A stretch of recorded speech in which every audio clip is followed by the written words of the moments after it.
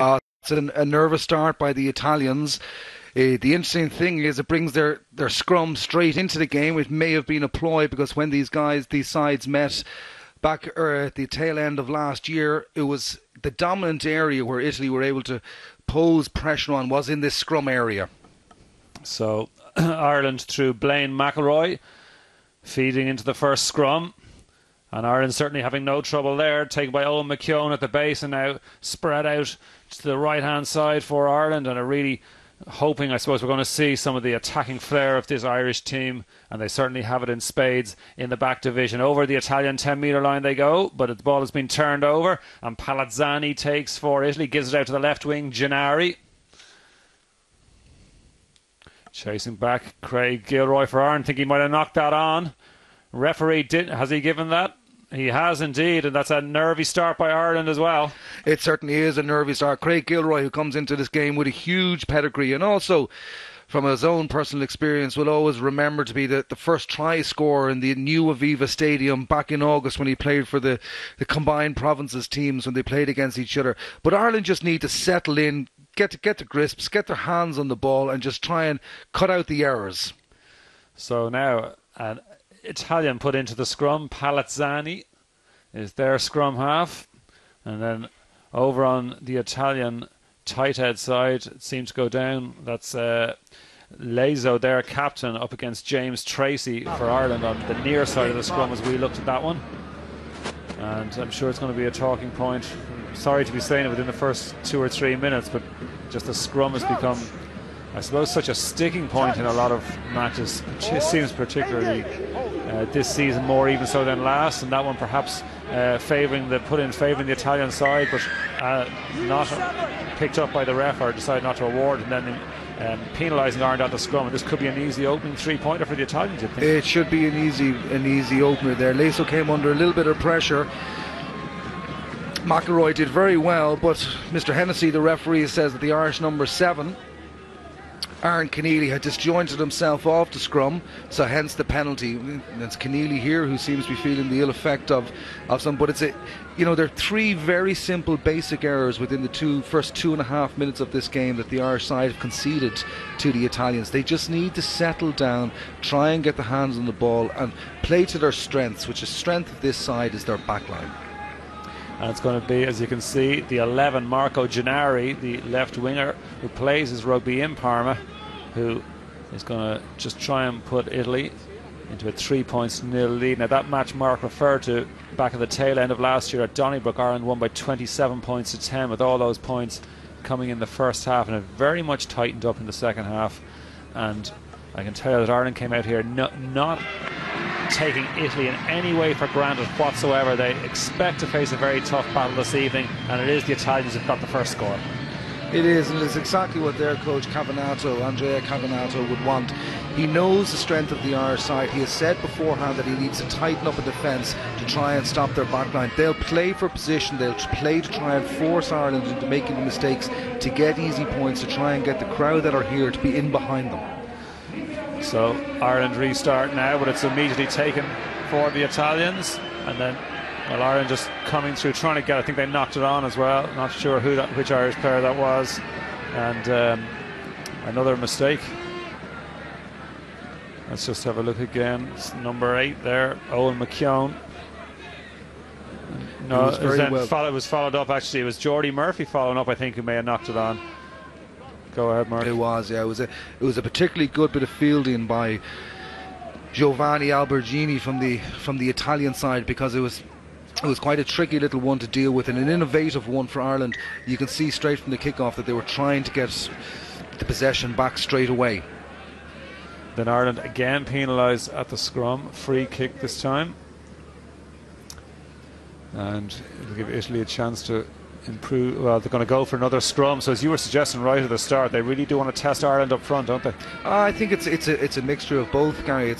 It's a wise idea. It was an indirect penalty, so they would have free kick, so they would have been having to run it anyway. It's a better platform to start from because you're automatically sucking in 18 players. So Palazzani again to feed. This time taken by the number 8 Ruffolo, and now they spread it out. 12 for Ireland there. Maybe Luke Marshall wasn't able to get the tackle in. Palazzani then. The Italians just control that one well. Should be their ball. That's their own 10-metre line, you can see. This time, scrum half going down towards the Italian right touchline. Better take here from Gilroy. He's got plenty of game time in the Magners for Ulster already. Quite a few tries as well. He had a run of 5 tries in 3 matches around about the turn of the year. And McElroy just pops it up for Ireland. Just taking it to close contact. The scrum half waits again. This time he goes with the kick. And the full-back Koselic can't take. That's surely just an advantage waiting for Ireland there. And perhaps they'll take it as well. Gruber goes through. Annette, the skipper, is up there for Ireland. Also Alex Kelly, the centre. Recovered though for Italy by Morcellino. Should be an Italian ball. Once again Palazzani just down the right touchline. Taken though for Ireland by Andrew Boyle. Good speed from Boyle and a nice step as well. Good work by Andrew Boyle. Annette, the first man there in support.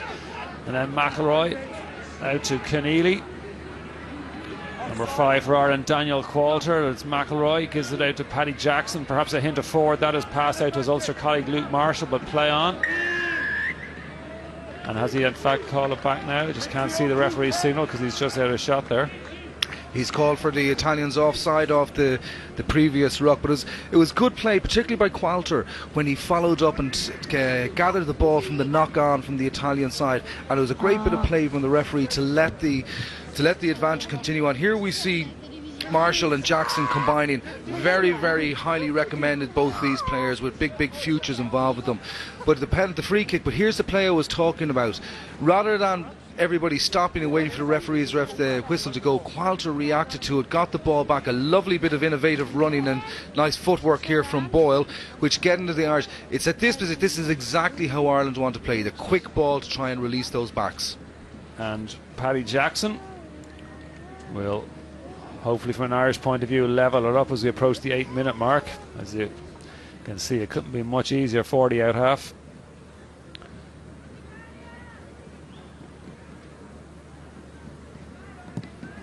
No bother whatsoever for Paddy Jackson, so it's Italy 3, Ireland 3. And probably just for the last few moments of play, it's just what the Irish team deserve.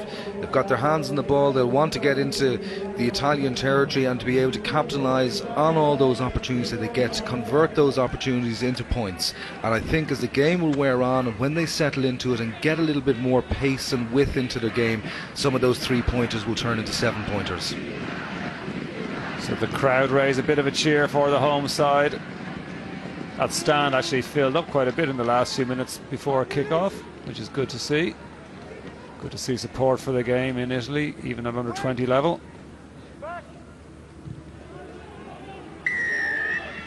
Again, referee calls that one back though. I think it's a pertinent point that you're making there, Gary, about it's great to see the support. That with the upcoming Under-20s World Cup to be staged in Italy, you know, obviously the Italian Federation will be really trying to promote that and trying to get the crowds out, because it is an absolutely magnificent competition.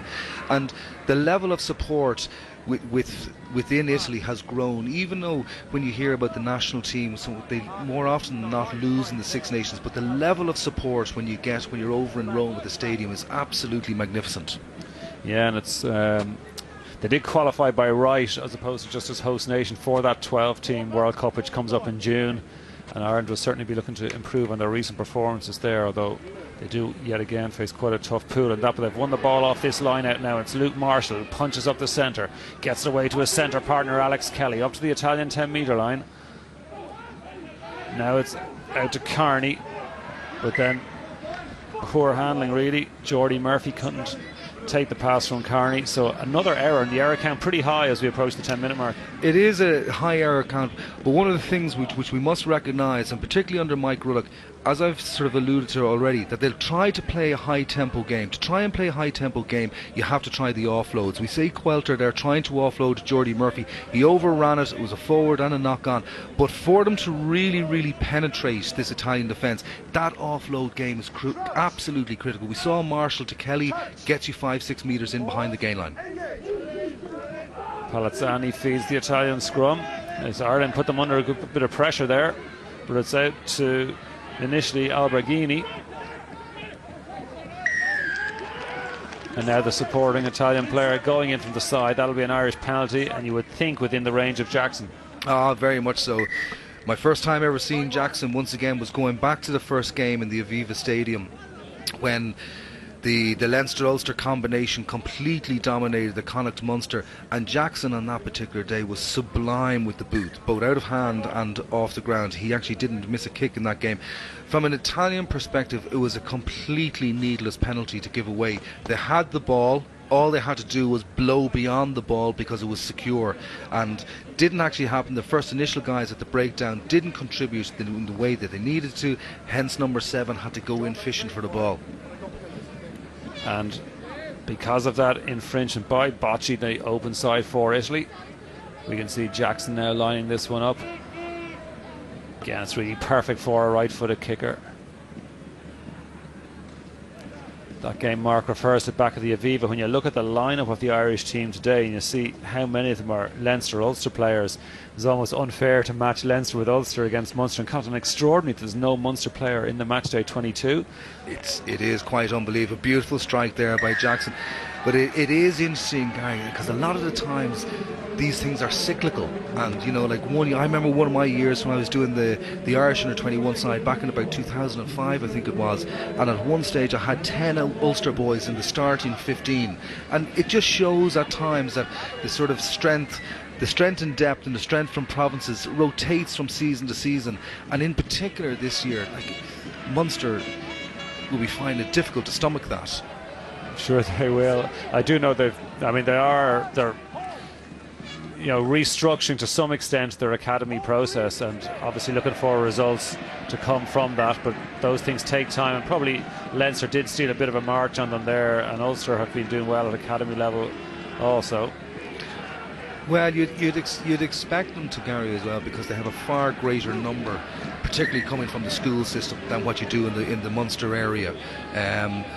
But once again, it's quite a poor kick there from Jackson to put a bit of pressure and probably play into the Italian strength. If they can get this line out, I'm sure you'll be looking to take them down and maul and try and get over the line, or at least to get another penalty out of it. It'll be Amar Kudin to throw into the line, but first of all we'll have an Irish substitution with Ian Henderson coming on. That'll could be for Keneally. Henderson, I think, played back row. Lister's a second row. I didn't see. Well, obviously we can see that Coulter is still there, one of the second rows. Did you spot the player who came off? I think it's Jordy Murphy who actually came off, Gary, and I think what will happen in this case is that Henderson will move into the second row and Carney will move into the back row, where he started in their last prep game against Buccaneers last Tuesday week. That's Michael Carney. So he also played in the back row in the match we've already referred to back in Donnybrook, so I'm sure Mark's got that one right, that it'll be Carney back, and we'll have a back row then of Carney, Keneally and McKeown. But it's Italy who control the ball at the moment and who have Ireland under pressure as it goes out to Morisi, and the out half brings up to within 10 metres of that Irish line. Palazzani out to Gennari it was.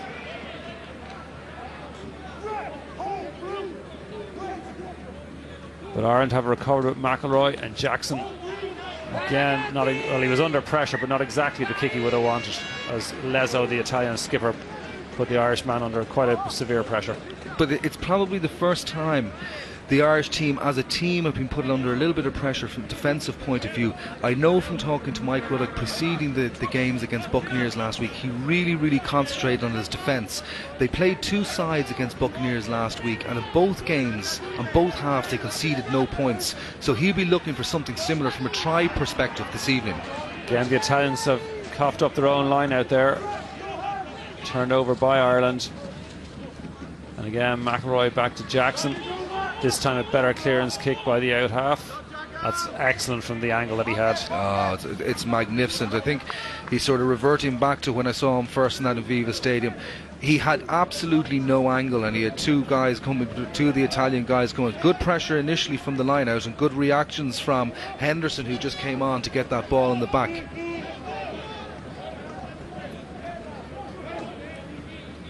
Well, not sure if that didn't favour the Italians with the line out, that it wasn't straight, but play on.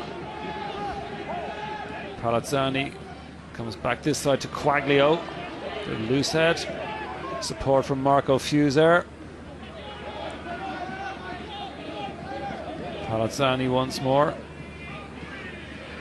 Through the hands. Good recycling, quick recycling by the Italians as Marisi tries to bring it forward, gets a few extra meters out of it as well. Well played by the out half, and Palazzani then just a little snipe himself. Once more Marisi, and now the fullback Koselic comes into the line. That's good phases here by Italy. Now it's with Castello. Nearly every carry they're taking a few extra meters out of it as well, which will surely please Cavanato, the coach. And they get the scrum award as well. It's a good phase of play by Italy. It was a good passage of play, and it shows what they are capable of doing. Italian rugby, by its nature, is always quite a physical type game, and there is a degree of machoism from an early age, and they physically try to build themselves up well. But there were times there that the Irish defence was more ball watching rather than actually pushing up and trying to put the pressure, particularly when Palazzani made that initial break off the ruck. He came across and held in two or three of the Irish defenders who were watching the ball and the opposite men coming in, rather than actually someone pushing up and putting pressure on them and stopping them. And that enabled them to get that little go forward ball, to keep the momentum, to retain and get this scrum in a very, very favourable position within the Irish 22.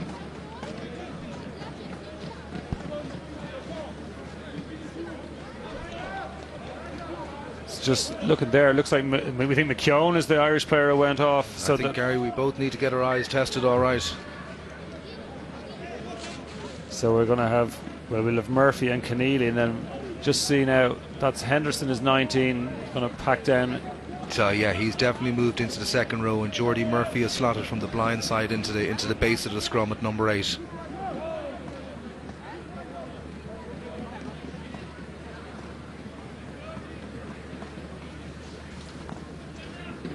Disappointing start for poor Keneally. For McKeown at such an early time in the game to have to go in for an early shower. Yeah, I saw him playing. He played for Connacht. He started for Connacht in the Magnus match against Leinster at Christmas at the RDS, and Connacht didn't have a great day, but he did pretty well on that occasion. So he certainly looks a player of the future.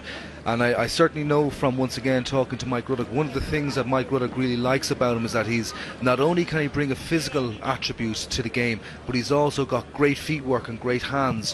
When you're trying to play against that sort of continuity, fast type game, your back row forwards is essential that they can keep the continuity between the backs and the forwards with the ability to be able to break the gain line as well.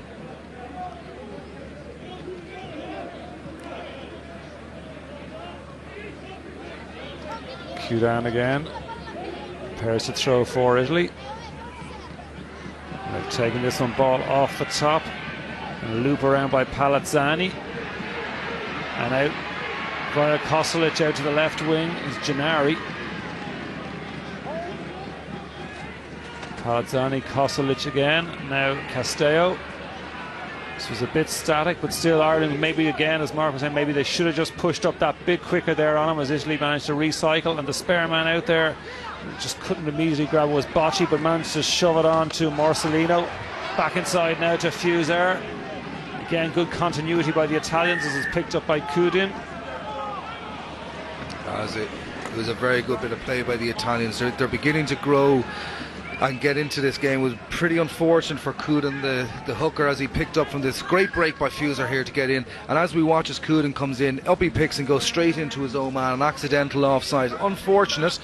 But, you know, the interesting thing is, 20 minutes into the game, that probably at this stage Italy have had the lion's share of the possession, and from a pitch geography as well, they've had the lion's share, even though the score doesn't necessarily attribute that to them. But at the moment they're able to get their hands on the ball, their line out is working reasonably well, they're able to get their scrum ball all right, and what has compounded to this is the number of errors that we talked initially about, that the Irish team enabling the Italian set piece to initiate their play. They really, Ireland from this perspective, have to put a little bit more pressure on it. We talked about the tackle situation. When they have numbers up, they need to be more aggressive in their defensive line to really actually try and turn that defence into offence, and to be really in a position to compete to turn over the ball. At the moment, they're just a little bit hesitant, a little bit lethargic in that area. Just a bit standoffish, really, is it? I think so. Like, it's the defence is all about physicality and winning the contact. Now, at times you obviously, whether your numbers up or numbers down, it'll determine how your system operates. But at the moment, Ireland consistently seem to have pretty good numbers in defence, and I think they need a little bit more urgency and a lot more aggression moving forward to win those contacts. And Michael Carney back on his feet with a somewhat bloodied nose, but ready to take his position in this Irish scrum. Ball in the hands of Blaine McElroy. Just remember, an awful lot of these guys 19 years old, a couple of 18-year-olds in the Irish team, and nearly all of them though capped at a previous level as well, be it 18s or 19s.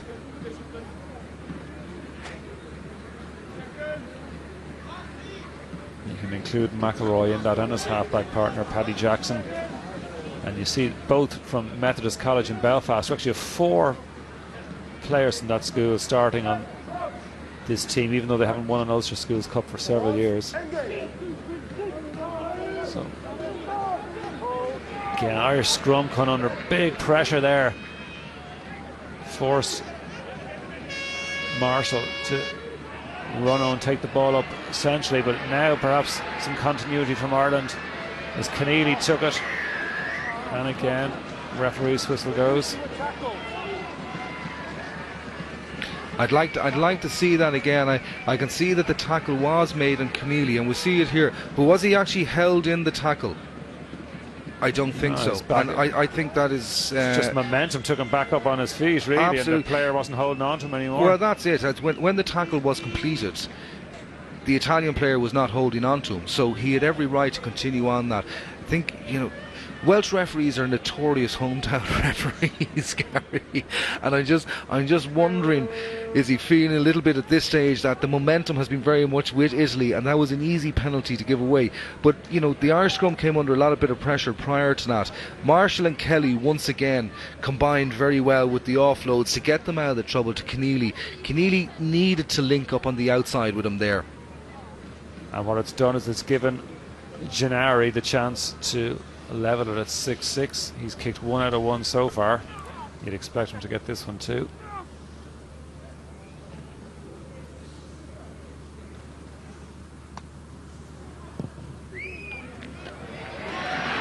No problems whatsoever. Game level past midway through the first half, and Italy, as you were saying as well, in terms of territory and possession, mostly we're looking out to our right-hand side. Italy are spending an awful lot of time in the Irish half, and other than when they have brief raids that resulted in penalties, Ireland really on the back foot? Very much so, Gary. That's Italy have dominated the opening quarter of this game, and no more than they deserve to be 6-all at this stage. Jackson's restart taken by Bocci. And Palazzani goes with the kick. Waiting under it is Geordie Murphy for Ireland.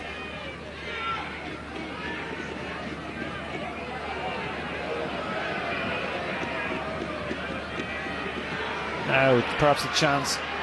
It's with Kelly, or it's out with Andrew Conway. Kelly there in support. Now Jackson. He's seen Annette, but Neil Annette couldn't grab onto the cross kick. Just scrambled back into play by Andrew Boyle. An advantage waiting here for the Italians, and they will be availing of that advantage with a scrum. It was clever play from Ireland, but What this Irish side is capable of, particularly when we saw when the ball was put into Conway's hands, that they have plenty of speed within the back line. As we see Conway, we wouldn't have known that Andrew Conway was on the pitch, albeit that he now has 7 or 8 Magners League games under his belt and is a player that a lot of hope is out for. But the crossfield kick from Jackson was the correct idea, but unfortunately you had Annette and Quailter, who were the 2 guys who were really putting the pressure on it. Boyle should have been coming up like a steam train to try and go for that ball.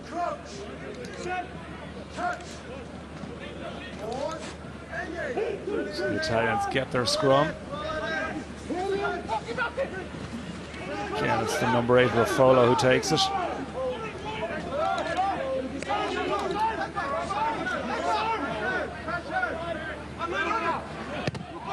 And Palazzani is fond of those kind of box kicks, and quickly through there was Henderson to block it down. It's very much a common ploy and a common tactic within the game, the box kick. Why pass the ball back 10-12 metres for potentially, if you're out half, to gain maybe another 3 or 4 metres. The box kick is purely and simply to try and put the ball up so you can actually regain possession or try and force the opposition back into the touchline where at least you can regain the throw.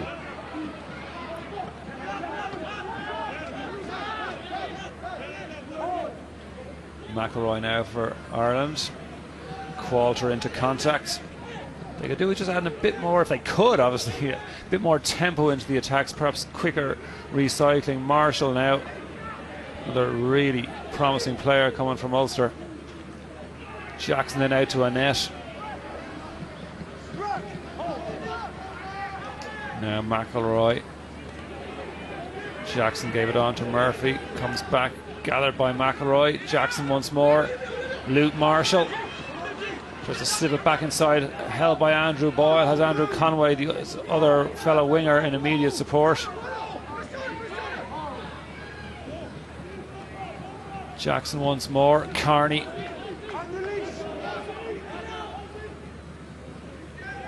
Ireland at least going through the phases here now, stretching the Italians, but once more, final pass. Not good, nowhere near their intended recipient, Craig Gilroy, and possession coughed up. It was a poor pass from Alex Kelly, who's normally a lovely distributor of the ball. Just didn't have control. The ball was on the fingertips. He knew exactly what he was doing. He knew the moment it left his hands that he wasn't in control of that pass. But the interesting thing from an Irish perspective, we're beginning to see the sort of style and tempo that Mike Ruddock is trying to introduce into this side. Keep the ball in the hands, keep the pace, play the wide, stretch them.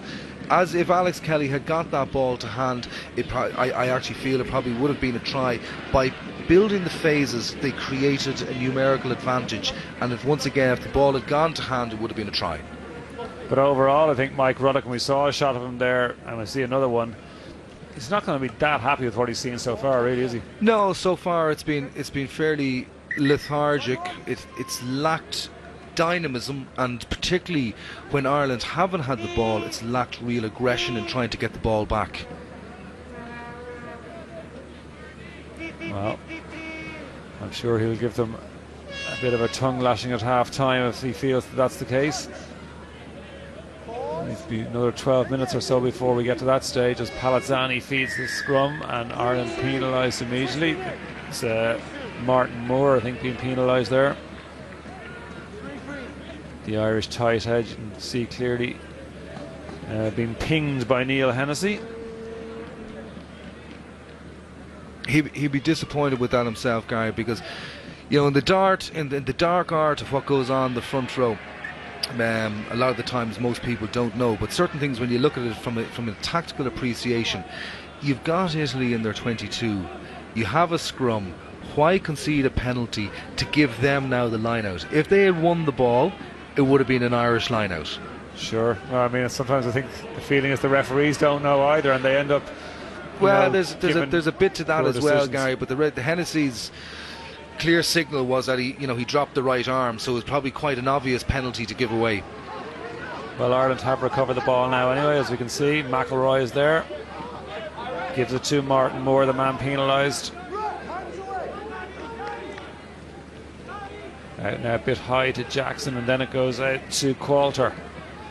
And Coulter, if he gets any head of steam up at all, he is quite as zippy for the big fella that he is. Good skills, good speed, good step. If he gets any room to manoeuvre, so he's a useful ball carrier for sure. Clever pass back inside there by Jackson, because really the options outside were pretty limited. And then McIlroy, Jackson again, another good pass from him. Popped it up here now to Keneally, popped up by James Tracy. Now Martin Moore, and the tight head does well there as he spun out of that first tackle. And Ireland have a bit of go forward here. It's Kelly though stopped in his tracks, does manage to set it back. However, on the Irish side, McIlroy, Neil Annette again. Well, he does well because he was very static, made a few metres, got it away to Andrew Conway. Have Ireland retain possession? Yes, they have. Kelly in there to act as scrum half.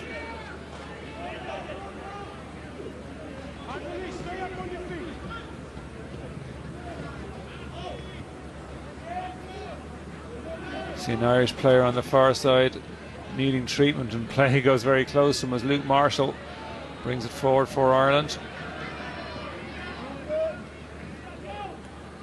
Again, as they did a few minutes ago, at least Ireland are building a succession of phases, which we didn't see in the opening quarter.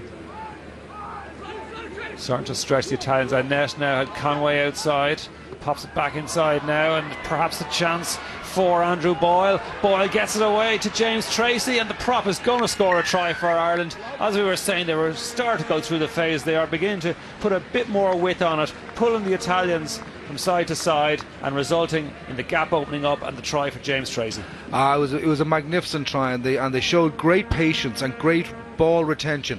Here we see now it's coming to close then. Great handoff by Annette, offloads to Boyle. It's lovely to see the fatties to get their name on the score sheet. Mr. Tracy goes over. He'll remember that one for a long time. But you know, it started about 90 seconds, 2 minutes ago, when they slowly but surely built the phases. They brought width into it. When the ball became slow, they popped it off the side to the big runners just to try and get that bit of momentum. Luke Marshall was very evident in it. He was the one who, over in the right hand corner, made the gain line break, just got over and was able to release the ball outside him to get Alex Kelly to get a little bit more momentum. This is the style of game that they want to play, and now maybe after 30 minutes that they've broken the ice and that they've built their phases, that we should see their confidence begin to grow and them to develop into the game. Well, while Mark was given that summation of the situation, Paddy Jackson had a rather poor attempt at a conversion, so it's just a 5-point lead for Ireland.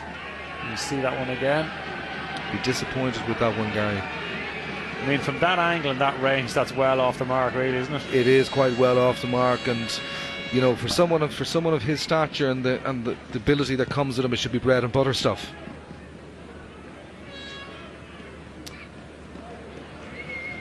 Ireland, though, with Murphy from the restart. Now Jackson, Marshall, and you can see Ireland immediately now trying to go wide. It's Kelly back inside, was looking for Gilroy. Knock on given as it was Keneally coming through to try and gather the ball for Ireland, but it will be a scrum back to Italy. Keneally has been quite lively, particularly in his support roles, but once again it just shows the bit of adventure that this Irish team is about, that, you know, even from deep, Jordy Murphy took the kick off, got the restart, and why not get the ball into the wider channels? If the hole appears as it does, you run through it. If it doesn't, you can still kick anyway from your own 22.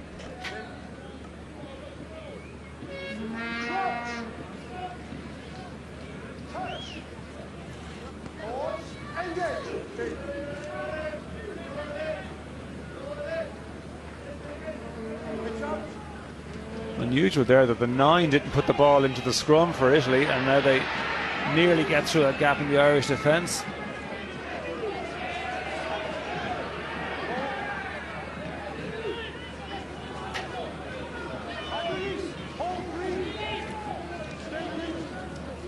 Referee just warning the Irish players to stay behind the back foot.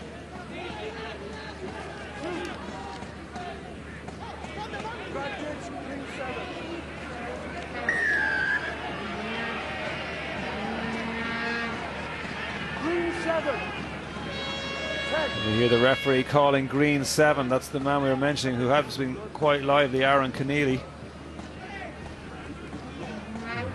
It's not the first penalty he's given away though, and it'll be a chance for Maurice to bring it back to just a 2-point game with only 4 minutes or so to 5 minutes in the first half. Yeah, it's been quite a keenly contested game, and they say in the first quarter the Italians started very, very strongly, but in the last few minutes Ireland had sort of crept back into the first 20 minutes. There was a lot of errors, mistakes, penalties, which allowed the Italians to get the points. They began to settle into it. Now all of a sudden, and probably an encouraging thing from an Italian point of view is that they're getting quite a few opportunities when they get into the Irish 22s, or the Irish half, to convert this into points.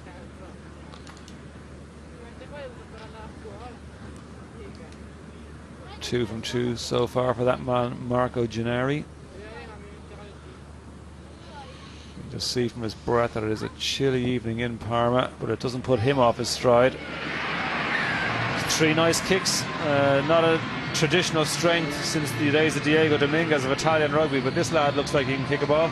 Oh, he certainly is a beautiful striker of the ball, and it will be a bit of a worry and a concern now, not only for the players on the pitch and the leaders on the pitch, but for Mike Ruddock and his management team as well, that, you know, the way he's striking that ball, that could have gone over from the halfway line, and so he obviously has a great degree of accuracy, but has also got a great degree of distance, so you don't want to be conceding penalties with him around.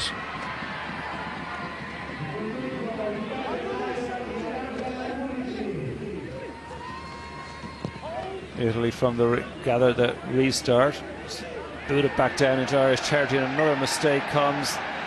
This time it's Andrew Boyle. That's just coughing up position and possession to the Italians.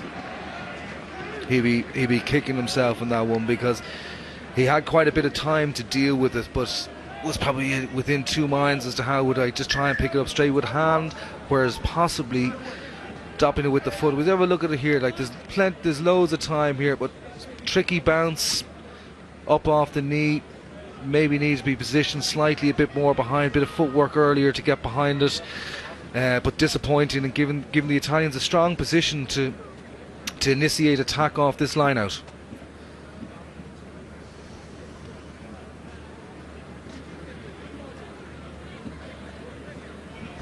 That's Aaron Keneally.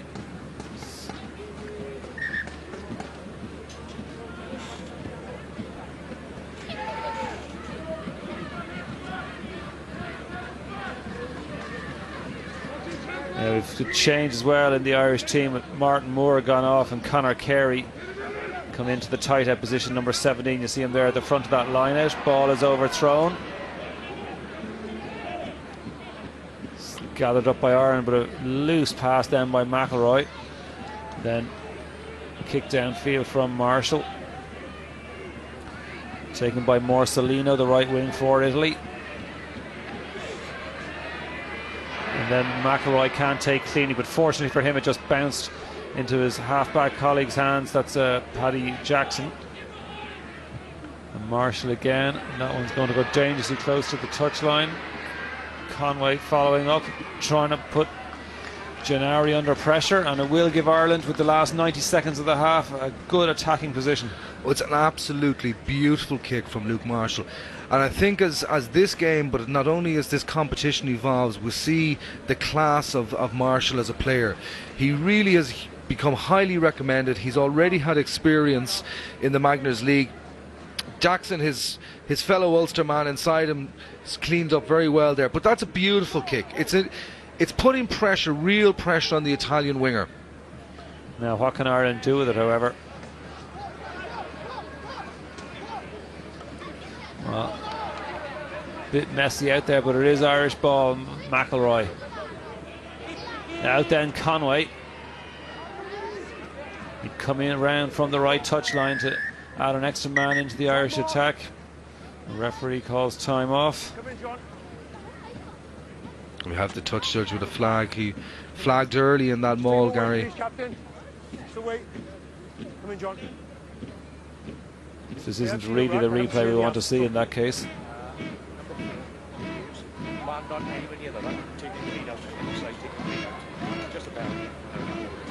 So just to clarify, 4 blue from the side taking a man out. Yes. Just a word. Yeah. Just a word. Where's the penalty? Is the line over? Yes. Okay, so we're on the 5 metre line. Number 4. Okay. Number 4. So referee calling for Marco Fuser. Let's just hear what he says. Somebody out. Off the ball, okay? Yeah. Keep it clean. Okay. Just a penalty over here, okay? Yeah. Okay. Obviously taking out an Irish man who didn't have the ball, and it's going to be an Irish penalty, which no doubt we'll see put into touch here again. As I say, talking to Mike Ruddock prior to this, and we talked about certain aspects of the game, and particularly from a line-out in the building phases of the game, he really wanted to shorten the line-outs and get his back row running as runners or decoy runners. But certainly in this area of the park, the maul, which is something that is not as prevalent in the game that we see so often, but is still an absolutely vital tool. As Jordy Murphy took that line out for Ireland, now they do try to just drive and maul their way up to the Italian line. Looks like it's in the hands at the moment of Daniel Qualter. It's good work here from Ireland. Now, can they close out the half with their second try? Well, Italy get a bit of a counter shove on there, and they've turned that ball over as well. Now, that's very disappointing from an Irish point of view, because they were in control of it a couple of metres short of the line, and look where it is now. It's on the Italian 10 metre line. It was. It's a bit of a killer blow for them, because in the initial setup they had it a very, very secure and strong setup, and as that maul was moving forward, we saw 2 or 3 players just dislodge and move slightly more in field, and at that stage it enabled the Italian defence to be able to get in on the ball, and then more numbers from the Italians came in, as we see here, and it just gets the nudge forward where they were able to turn it over.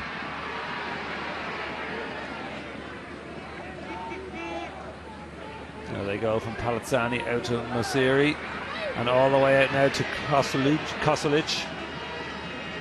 Back though for Ireland is Craig Gilroy. Now Jackson.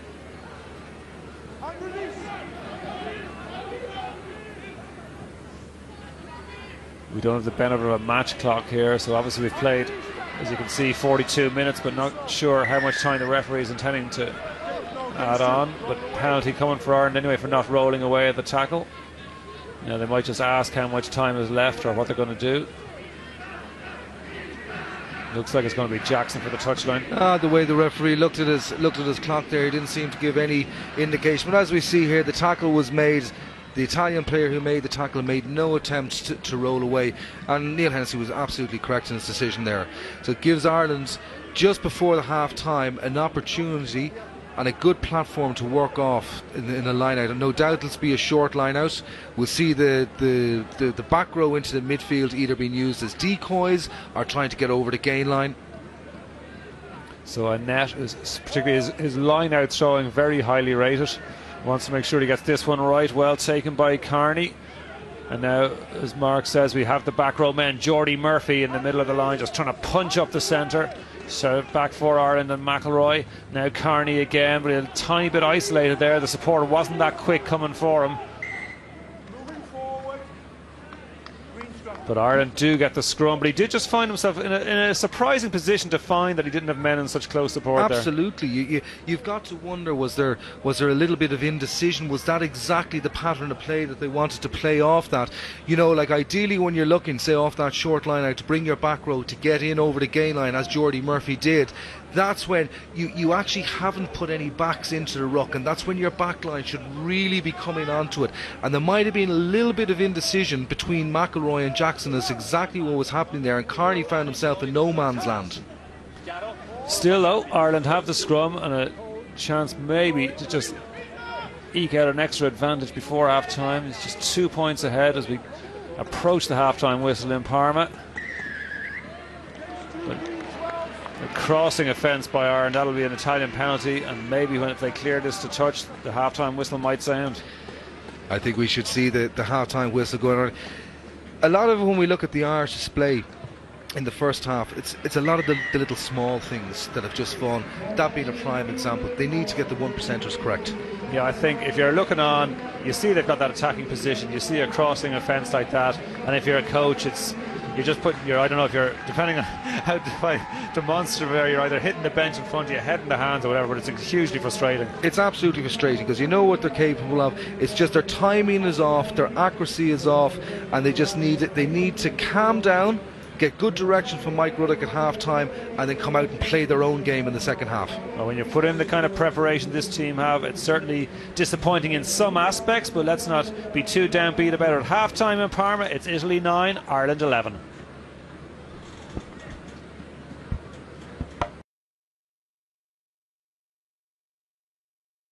Two penalties from Paddy Jackson. He did miss the conversion of Tracy's try, and very gettable it was too, so that was one disappointing element. And there's another one, just as we saw Italy do in the first half. And if we were talking about Ireland want to erase errors, it takes 1 second for the first one to come in the second half, Mark. That was clear. That wasn't just over the line. No, that was nearly in the stand. It was in the back seat of the stand, and like Mike Ruddock, with a little bit of hair he has in his head, must have it ripped out now at this stage, because he would have been extremely accurate and probably very passionate of what he was saying in the dressing room at half-time, and a huge amount of it would have been, we must cut out the errors, we must lower the penalty count, and we must get to play our game. And straight from the off, an overcooked kick gives the ball straight back to the Italians. And what we can see is that Martin Moore is back in the tight end position for Ireland. Remember, there was the temporary substitution before half-time when Conor Carey came into the front row. Moore, though, restored to action now at the start of the second half. Italy, though, have the ball. Palazzani, their scrum half, gave it out to Castello. Back again to Palazzani. And then the big number 4, Marco Fuser.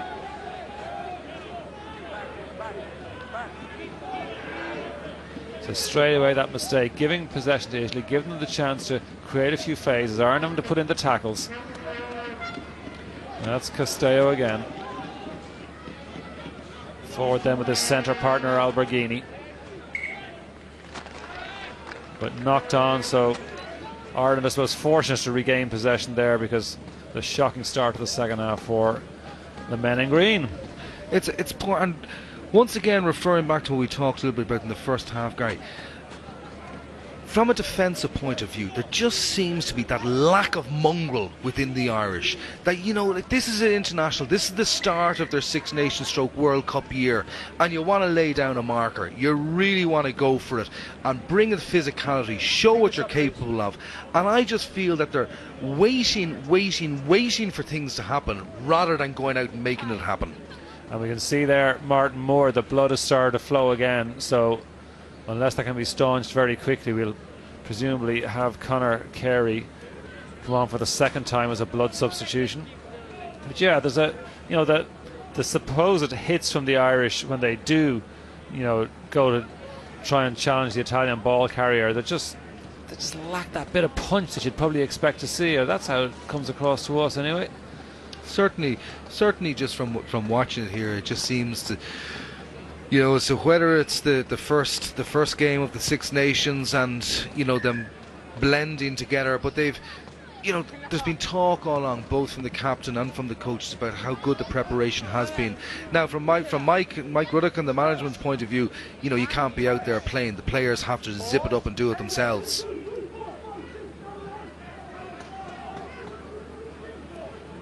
So Ireland from the scrum, intricate bit of passing in the middle of the back line, but is it to much effect as McElroy passes it out to Ian Henderson?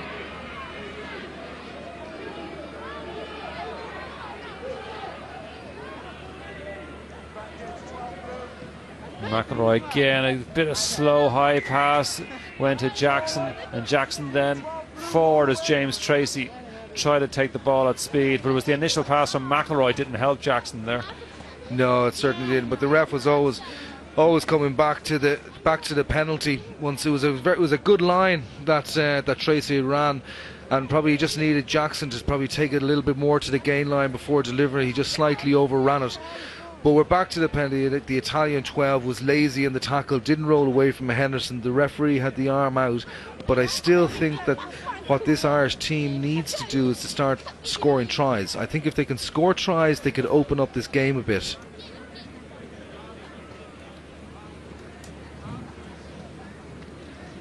See there exactly how Paddy Jackson likes the ball, and that leaning forward at an angle of about 45 degrees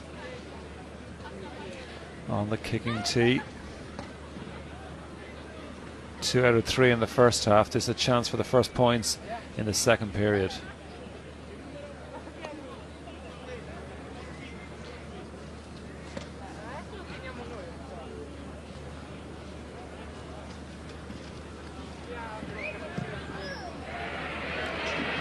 Funny angle to show it to us at, but we can see that the touch judges did not put up the flags, so it's 2 out of 4 now for Jackson, and that was gettable as well. I've seen him kick some fantastic penalties before. I'd have to agree with you, Gary. Like, once again, it's a favourable angle for a right footer. The angle obviously makes the distance a little bit longer, but he was considerably to the left and off the mark of that, which is uncharacteristic of Jackson.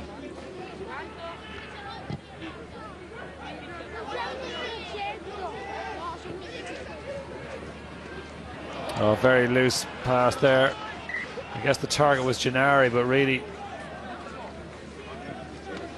wild pass, and gives possession to Ireland in the shape of a line out on the Italian 22, so a bit of a gift there. Again, I mean, the number of clean line breaks from Ireland. We saw players like Dominic Ryan last season at this level, you know, Rhys Ruddock, and it was just that bit more punch both in attack and defence. Not literally punch, but a bit more dynamism, a bit more strength, a bit more commitment. Dynamism, I suppose, is the word, Gary. The kind of thing that Sean O'Brien, we would be hoping, will bring to the Irish team tomorrow. I think he'll bring it with abundance once he gets into the positions to do it. That match, of course, live on RTE2 television as Ireland open their Senior Six Nations campaign, and tonight's match, of course, the tournament opener at senior level, England and Wales, also live on RTE television. Indeed, every match of the entire Six Nations Championship coming to you on RTE. Now, once again, this is where, as a management, they're probably becoming slightly infuriated. A line out in a really, really good position. 5-man line out. The last time they used it, they punched the back row off. This time they were going to adapt them all. With the rulings that came in from the support that you can't slide in behind the ball, the guy who's carried the ball, the Irish support player, being Carney in that stage, lifted and slid in behind, has now become an obstruction. Hennessy picks it up, and now they're back on the halfway line. That is absolutely, I talked about 1%ers. Those are things at this level you cannot do. Some more frustration, no doubt, up in the coaching box from an Ireland point of view, as we see Enode come on for Castello in the centre for Italy. Enode, another player based in Parma. Neil Annette was the ball carrier for Ireland there, but again, it's all just that bit slow. Knock on, in fact, presumably by Quaglio, who's remonstrating with himself there by the looks of it. Will be an Irish scrum, but again, just a lack of pace about it. It's just stop-start, Gary. You know, there's loads of handling errors. The penalty count is high. The accuracy in the ball that's coming from both scrum and line out from both sides is poor. Some of the passing is inaccurate. And this time it's a problem between Tracy for Ireland and Lezo, the Italian skipper, over on that far side as we look. There's a concentration aspect here, which is because if Ireland have proved in many scrums so far in this game that they're well capable and competent of not only holding but absorbing pressure and putting pressure. But if in that previous scrum they absorbed the engagement, they didn't attack that scrum from an engagement point of view. It's absolutely vital that they attack it and keep the chase on, so they have a forward momentum platform to build off. Well, here we go again. And this time an untidy strike, I think, from the Irish. They've got it anyway, flicked up as it was by Murphy, and now very quickly out through the hands of Marshall. Nicely back in from Jackson to Andrew Conway. So a nice bit of play there by Ireland as Carney takes this one forward. Again, that time at least he was coming at pace onto the ball, able to punch a further hole in the Italian defence. Switch back then, this time into Neil Annette, the skipper. Back again for McElroy. Now, can they keep this pace going? As Jackson gives to Marshall. Marshall gets it away to Gilroy. Jackson, the first man there in support. Should be an Irish ball.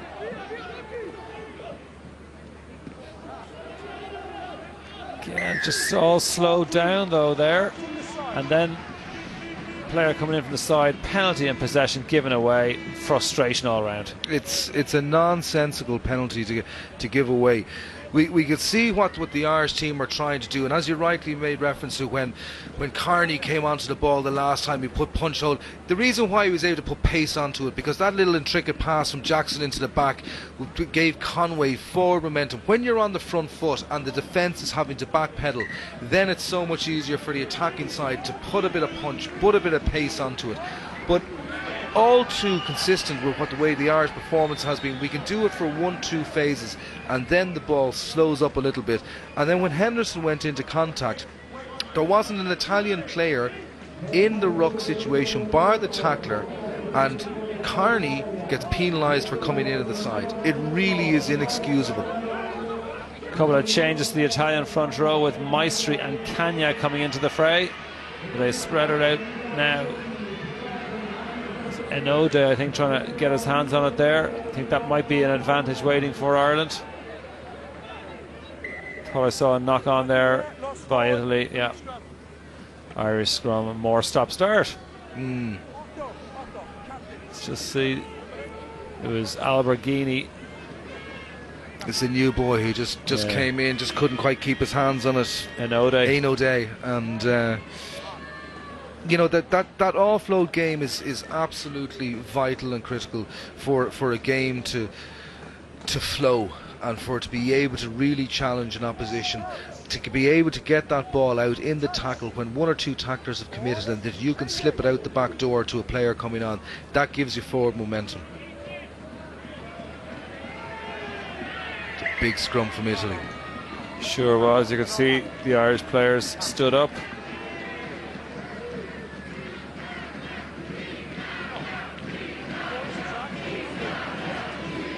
Because they have, as I said, just brought on. On occasion you see Italy change the whole front row around about the 50-60 minute mark. And they've had 2 replacements there that came on together just a couple of minutes ago. So some fresh muscle for the Italians up front.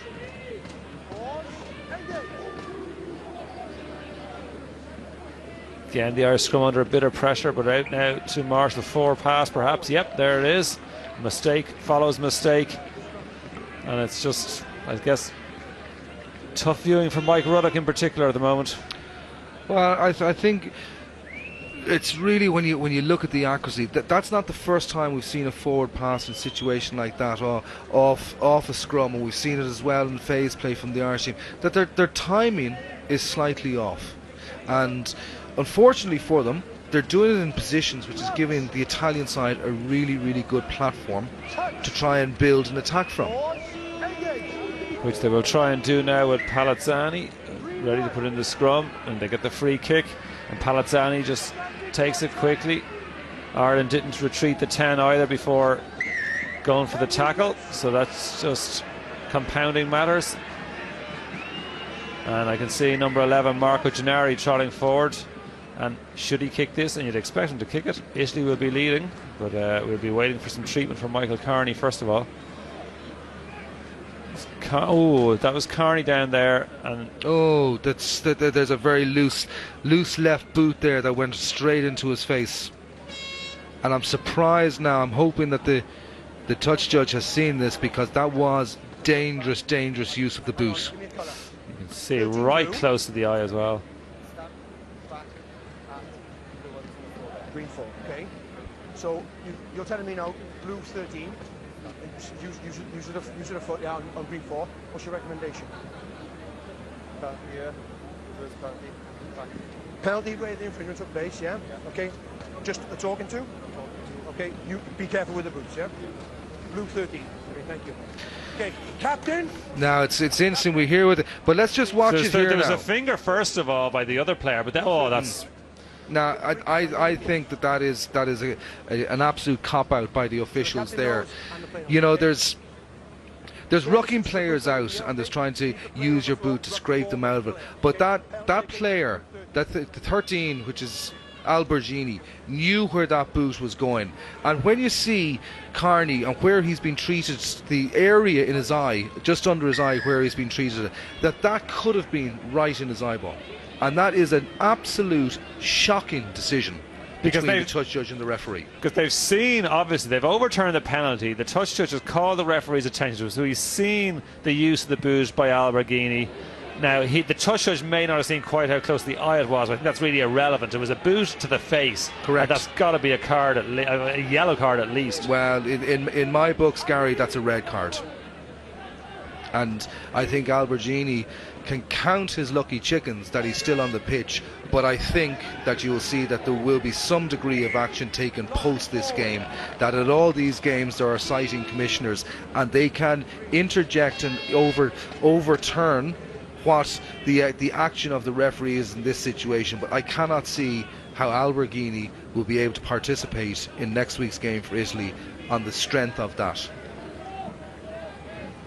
They see literally the injured party, Michael Kearney, and that could have been a serious eye injury for him if that stud had been just a centimetre or so further up the face, shall we say. Flicked back again then by Murphy at the scrum. That Irish scrum pretty much under pressure every time. Now back inside to Luke Marshall. That's over the Italian 10-metre line. But again, the supporting player comes in from the side, and Marshall looks up. Not his fault. Penalty given to Italy. It's the third time that Ireland have been penalised for the support player coming in from the side. It's something that Neil Annette and whoever the designated player on the pitch to look after the breakdown situation, you cannot let that continue to happen. The leaders on the park must take ownership and say, okay fellas, where do we come? We got to come in the back door. We got to come in through the gate to make sure. Now what's also compounded with Carney coming off is that the replacement that's had to come on is the replacement hooker David Doyle. So we're going to see that this is going to have an impingement not only just on the whole dynamic of the back five, but as we saw on the last scrum, Gary, a lot of pressure being put on. So Ireland with two hookers on the pitch now. Annette played back row in school time. I think Doyle might have actually as well. So we'll see. I wouldn't be surprised. Well, we just have to see how they reorganise at scrum time anyway.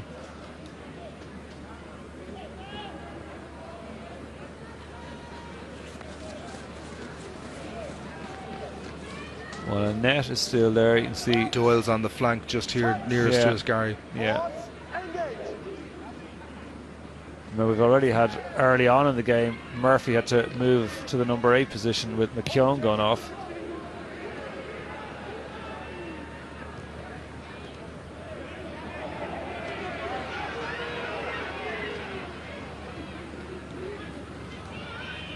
Italy have now.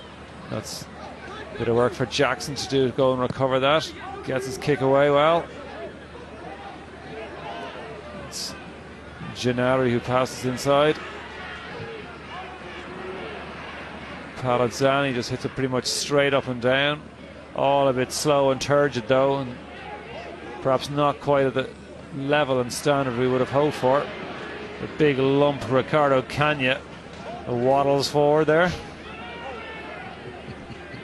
So a few pasta shells have gone in there, Gary. I was about to say something similar. No, I'll let you do that, just in case Signora Cagna is watching.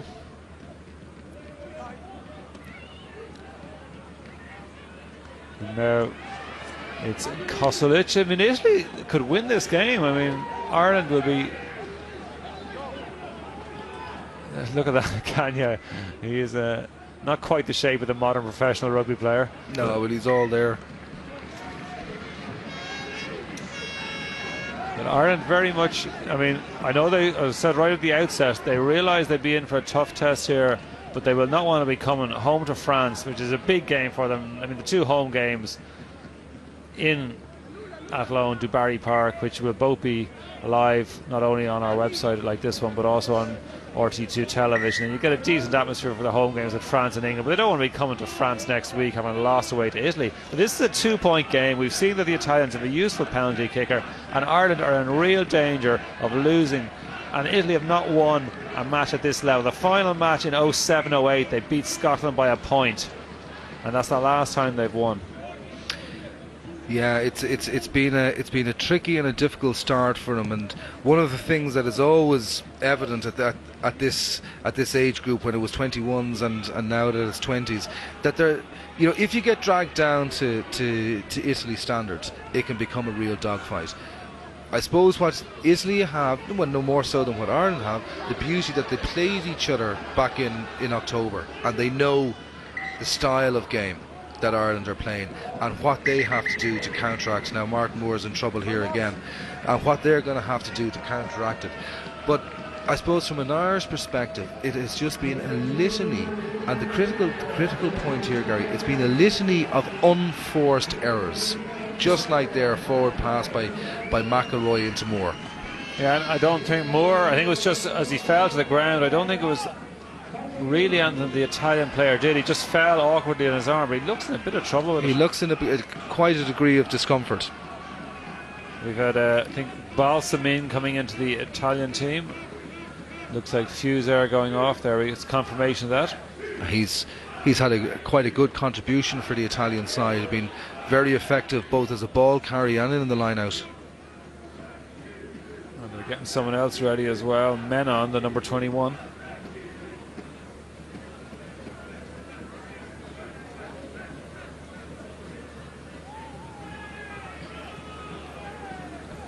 That's Martin Moore. Still in trouble. And I think as well, Gary, which is compounding the frustration that Mike Ruddock and the rest of his management would have. Okay, if they grind out a victory, they'll look back and it'll be a game which they won't be overly happy with, and they'll obviously look to address areas. But we've already seen McKeown go off, who's been an absolute starter and a frontliner all along with them. Moore now is in a bit of trouble. We're going to see Carney come back on again. But if there's an attrition rate of 2 or 3 players moving forward to France next week, also with the possibility of Magner's League next week, that some of this highly recognised backline may pop back into their provinces, you're going to look at a completely different team. That's true. It could be weakened. I mean, the likes of Conway, perhaps Gilroy, and maybe others could be taken from Magner's action. With that close-up we got there, and we're seeing the incident that caused it to Carney's eye. I mean, it's just horrible to see that. And, you know, I hope that, as I made reference to about a sighting commissioner, that when you see that gash and you see actually how close it is actually to his eye, it was complete fortune from the Italian player's perspective that stud didn't go straight into his eye, and really there would need to be action taken on that player after this, and I'd imagine that it will happen, and it's a serious stamping, and that would take a long suspension going with it. So the changes we're seeing now, looked like we saw David Doyle, that's Conor Carey going back on. David Doyle, who was on at the substitute hooker, seems to have come back off. I think we saw Brendan Mackin getting ready to come on as well. Now we don't get any, obviously we're not getting confirmation graphics on those. I think the state of play where we are now, Gary, is that Carey has come on for Moore, who's a big loss. Doyle, who came on as a blood replacement for Carney, has now gone back off, and Carney is back into the back row. Thanks, Mark. It's very confusing. It is when the Italians are changing 4 as well.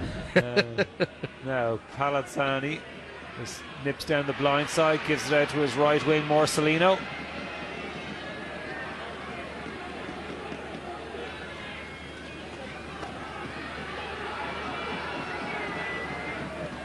Italy will be mustard keen, of course, to get a victory, and they know they're within a sniff of it. Out again now to Kosolic. Over Ireland's 10-metre line. Waiting there for it is Marisi. High pass, but taken by Palazzani. Out then to Enode. and they're just not being stopped in their tracks to the extent they should be really by the Irish. The defence just perhaps a little bit soft. They just want to show that bit more aggression, get up in their faces.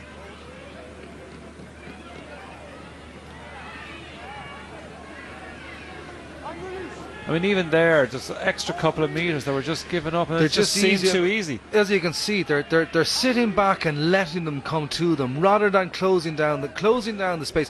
What does closing down the space do, Gary? Two things. For A, it puts pressure on the ball carrier to make a decision and carry out an action. Or secondly, you can just bury him. Well, fortunately from an Irish point of view, this penalty given away, player effectively sealing off the ball by going to ground. Oh, let's just see. I didn't see it too. Did you see it? It's a harsh call there. Yeah. I think from where Cavanazzo, the Italian coach, would have been infuriated was earlier on that passage of play. Enade had the ball. The new central came on. And if he had just looked up, he would have seen that the Irish defence comprised of 1, 4 and 5, and he didn't move the ball on. An opportunity lost. Balsamine now just onto the pitch. Gather that one up for Italy.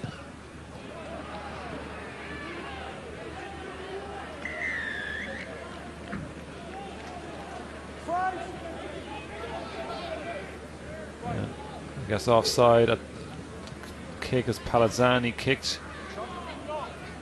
Taking that, Amana was in front of him, then attempted to play the ball, and that gives Jackson the chance to stretch Ireland out to a crucial kick in a way, because it would put them at least beyond penalty range. Turn a 2-point lead into a 5 if Jackson could get this. 2 out of 4 he's got so far.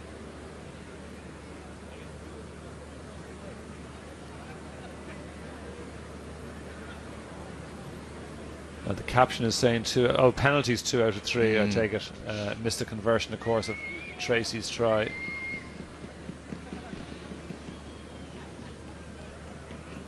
So Paddy Jackson with the chance to give Ireland a 5-point lead with about 14 minutes of regular time remaining. And this time he's got back on target, so it's Ireland leading by 14 points to 9. That was an important kick, not only from a team perspective but also personally for himself, because he's had an indifferent performance this evening. At times he's been taking the ball to the line very well. His line kicking has been slightly inconsistent, both with his place kicking. He's had a few needless forward passes. There's no doubting Jackson's talent. The interesting thing, Gary, which is something that we haven't brought up in this whole game, is there's a lack of experience in this under-20 side of having played under-20 international rugby, and I think that is probably the most evident thing this evening in tonight's performance. Well, I think 5 in the 22 who were involved in some way last year, just 3 in the starting 15. Would that be low compared to other years, would you say? Well, once again, it can be a cyclical thing. Like one year you could have a side who there might be 8 or 10. Like I've had experience with under 21 sides where one year I had 12 of previous year's team back, the following year none, and so it's. You can't guarantee in it, but the fact as well that we've been talking that there's a lot of 18, 19-year-olds, there's a lot of boys there who are 6 months out of school and now playing international under-20 rugby, and it is a huge step up from not only from their experience at school and from international schoolboy rugby.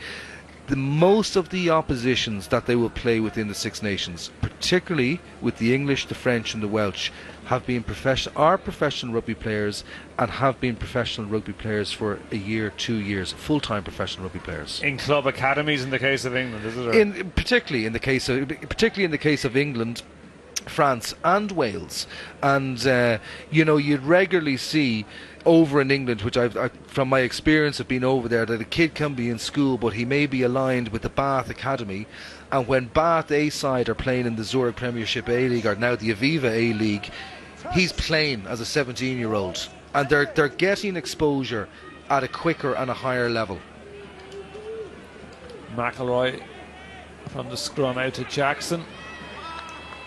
A reasonable kick by the out half. Might have got a bit more out of it, but Brings it up, as you can see, to between Ireland's 22 and 10 metre line. Now Italy, one thing you can say, they haven't looked that dangerous in terms of try scoring threat, and they are now 5 points behind, so they would need obviously 2 penalties or to do something that they haven't really shown much ability to do so far, and that's to get in for a try. It's the same at their senior level, they struggle with that as well.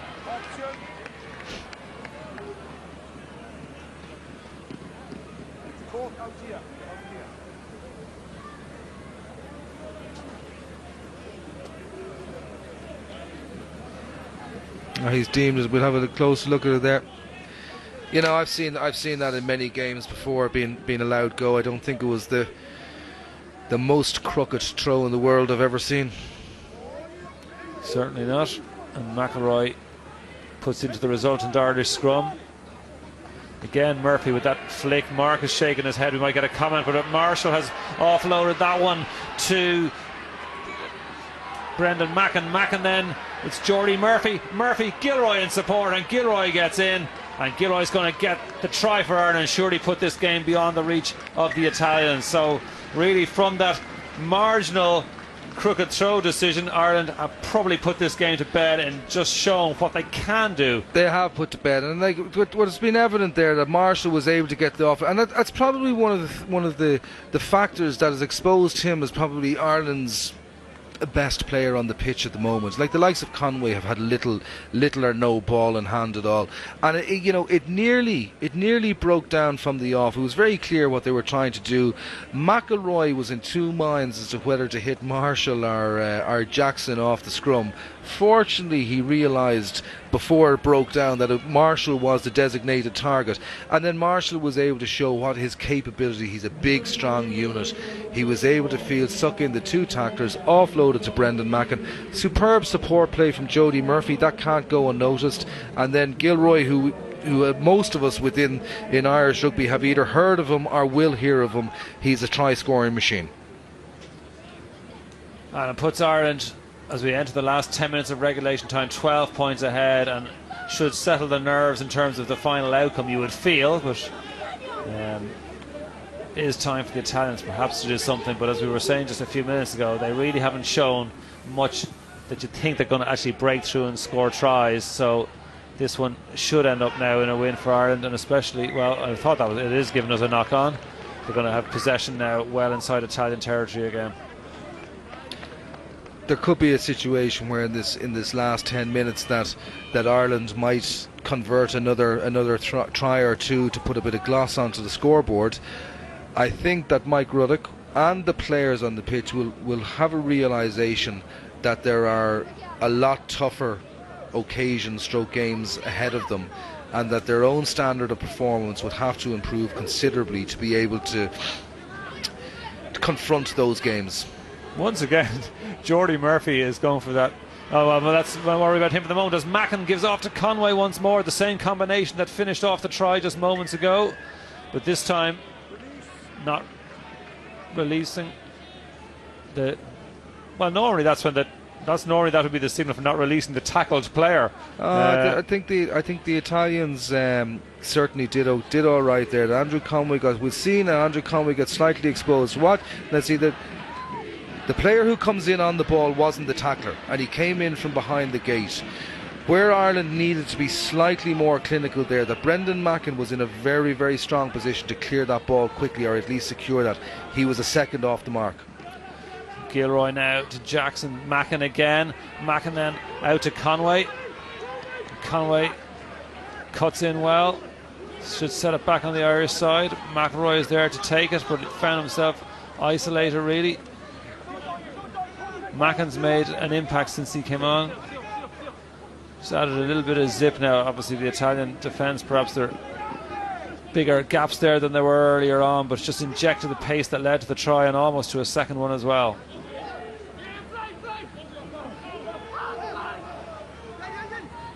McElroy now to Carney, who when he looks in the mirror tomorrow morning or tonight mightn't recognise himself with that shiner that he's got. It really is horrible.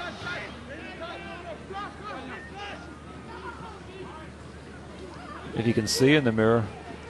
And now Gilroy cuts through.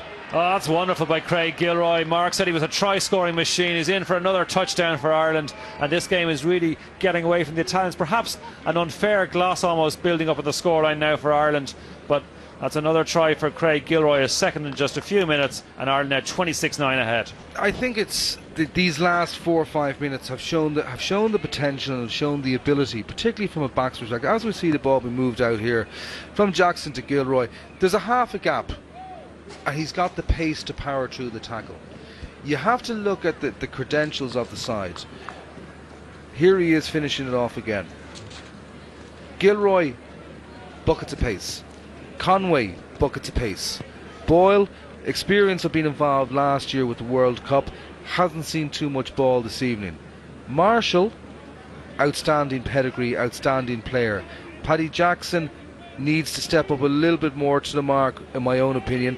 Fine talent, super player. He will analyse his own performance this evening and see where he needs to improve it and how he can improve it for next week. But the strength of this Irish side is in the backline. Would you be a little bit disappointed with Jackson's performance this evening? I think it's been very indifferent for the credentials and how highly rated he is within the north and up in Ulster, and the pedigree that we're expecting to see from him. But once again, you know, I'd be pragmatic in looking at this, that this is really, like, they played Italy in a warm-up game, but this is their first real international, and it's going to take a little bit of time to get comfortable with the pace of the game, with the physicality of the game, and to blend with the team as well. And as the competition goes on, he'll improve. Well, should be a bigger test. Not that this hasn't been a test, okay, where Ireland are pulling away in the last 15 minutes, but when we're down in Dubarry Park next Friday night, and Mark will be part of our team down there as well, as will Frankie Sheehan. It'll be a bigger test, one would expect, when Ireland play France. France tend to change up the team an awful lot at under 20 level, even between 1 week and the next. No doubt with an eye on the World Cup, which is in Italy this coming June at under 20 level. That's an annual tournament, 12-team tournament. Ireland, by the way, will have South Africa, France and Scotland in their pool there, so no easy task for Mike Rullock, Niall Malone and the rest of the team there. This time Ireland gone off their feet, but I mean, what are Italy going to do? 19 points behind, just a few minutes to go. I guess they should just... There he is, Andrew Boyle, just slipping out. It's unfortunate, like when you see a player to be cleaned out and the Italian player just slipped off him and he went to deck. You know, sometimes you got to query, and like, I know the textbooks and the law books say that this is the letter of the law, but you really have to question as to, is it going to have a detrimental effect on the outcome of that situation, i.e. Ireland had the ball and they were always going to have the ball. Really, what has he done to change, or what has the Italian player done to change the outcome? Little. Why not let the game play on?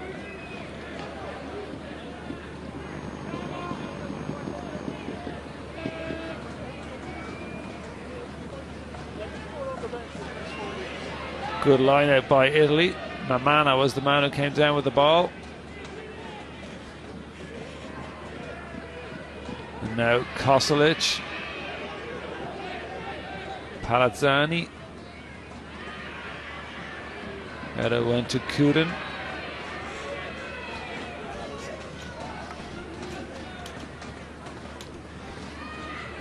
Anyway, chance here. It's Bocci close up to the Irish line.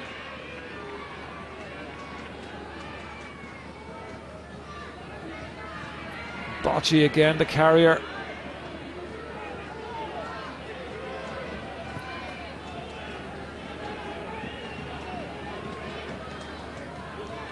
Then Kanya rumbles forward slowly.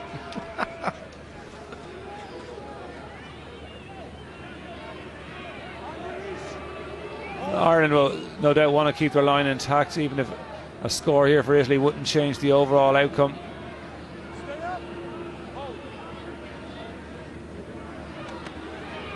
Maestri, another of the front row subs, takes that one forward for them. Palazzani then again, just pick and goes from Italy. It's been robbed. So who was the thief for Ireland there? Boyle seemed to be in with the tackle. McIlroy managed to to whip it out. You know, it's interesting play from an Italian perspective. Like, it's from a control perspective of being able to hold on to the ball, but you know, to see what they're ultimately trying to achieve. A lot of the time when you think of why you use sort of pods of runners around the edge of the ruck is to try and suck in the near defenders. So ultimately what can happen is the defensive line, rather than having the full width of the pitch, narrows. But what Italy were attempting to do, and it's, you know, it can hold on to possession, but they were just going from side to side to side. So if the opportunity came to move the ball, or if the out half had called to move the ball out wide, they would have had no opportunity. So they can do the spade work, but they don't have that final finesse and finishing ability, really. As I said, it's a generalisation to say it's like their full team, but I mean, they do struggle for tries against quality opposition at senior level as well. A couple more substitutions have come on for Ireland. Finlay Beelum into the front row. Peter Dutoy, substitute scrum half.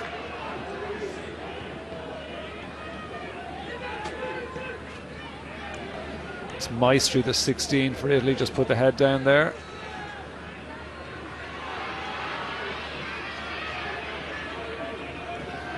Closing minutes of this match in Parma. Palazzani, a loopy sort of a pass, but goes to Menon.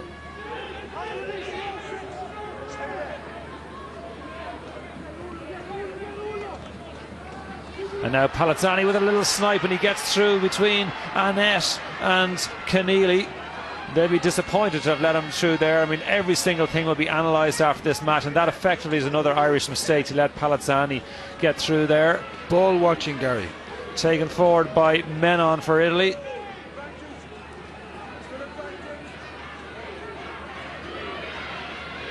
Oh, big tackle goes in. That's a quarter on Gennari. But just on the defensive effort, prior to the break there, you're right about Annette and Keneally. You know, the communication between them wasn't accurate. The Italian player identified the space, our scrum half Palazzani. Through he went, from just lack of accuracy and lack of commitment. But probably at this situation now, we're now over 80 minutes, and from my recollection, that's probably the first offensive tackle an Irish player has made in this game, where he's actually really made an Italian player know. Because even when Palazzani went through Annette and Keneally, I mean, one man could have come up and hit him. They waited. And it's something that slightly disappointed me within the Irish performance, that there has been a real hesitancy within their defence, within closing too often are they just allowing them running, and I think it's actually that they're more caught up on a structure rather than actually working off a situation where I have an opportunity to really punish this guy.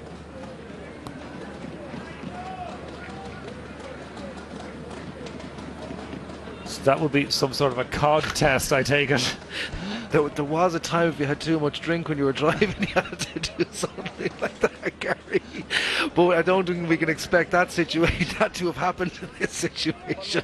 I don't think so. Driving of a different sort, maybe.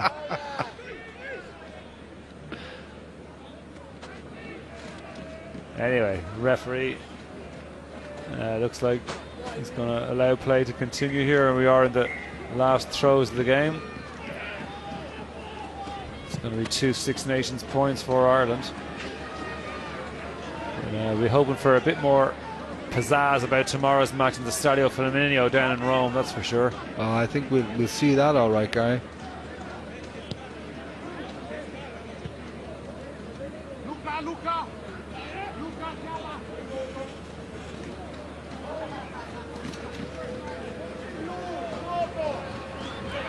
Maestri throws.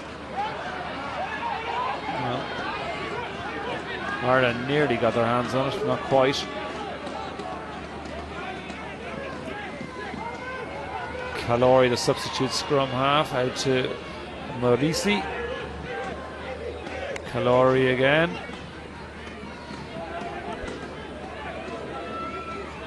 Again, he was just allowed to drift laterally there, and you feel an Irish player could have come up and just flattened him.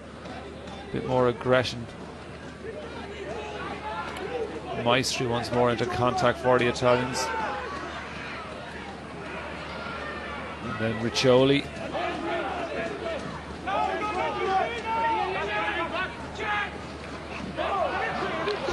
Well, coming through there, Conor Carey for Ireland trying to steal the ball.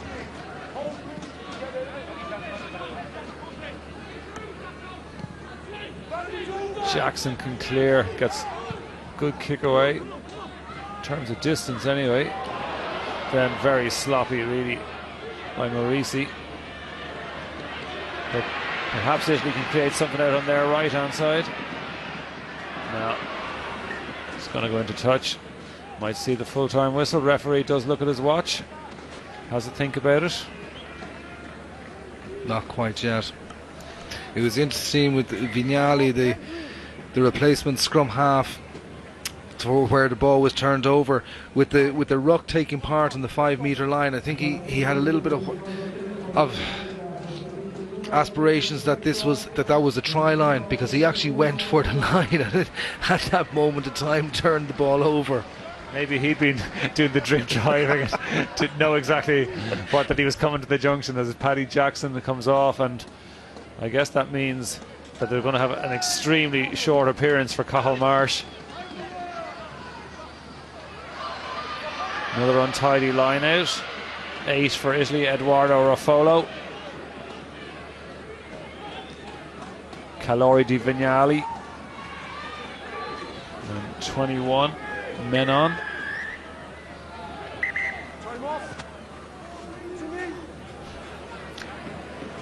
Another yellow card. It's Ireland down to 13 players now, Gary, with Carney being sent for an early shower. Let's just see again. There's Carney just falling over the ball, preventing the Italian player from playing it fairly, according to Neil Hennessy. Yeah, I think the positives that have to be taken from this, that they've come over and they've got a victory, and it's always vital to start the competition on a winning note. It could have been a lot worse, as at one stage, Gary, with 10 or 15 minutes left in the game, and there was only 2 points in it, and Italy, if some of their possession and territory within the Irish half had led to a penalty or so, they might have got it. You know, we haven't necessarily thought they've had the ability to score tries, which we've seen. But from an Irish perspective, the encouraging thing is the victory.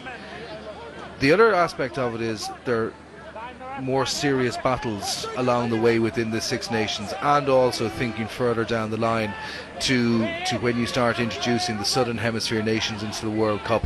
That's a different ball game, and this team needs to be more clinical, more accurate, and to be able to convert opportunities. Too many opportunities tonight fell by the wayside by those little inaccuracies, slight forward passes, penalty, lack of concentration on winning the actual line-out ball. Same with the scrum.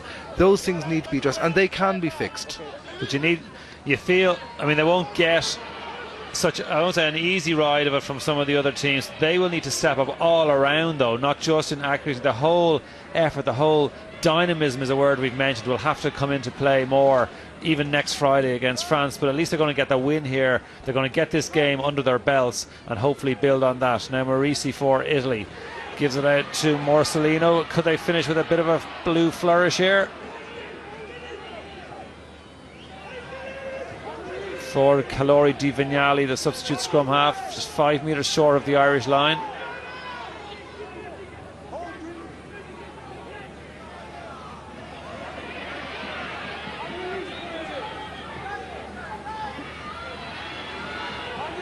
Kanya, our friend, just a metre short.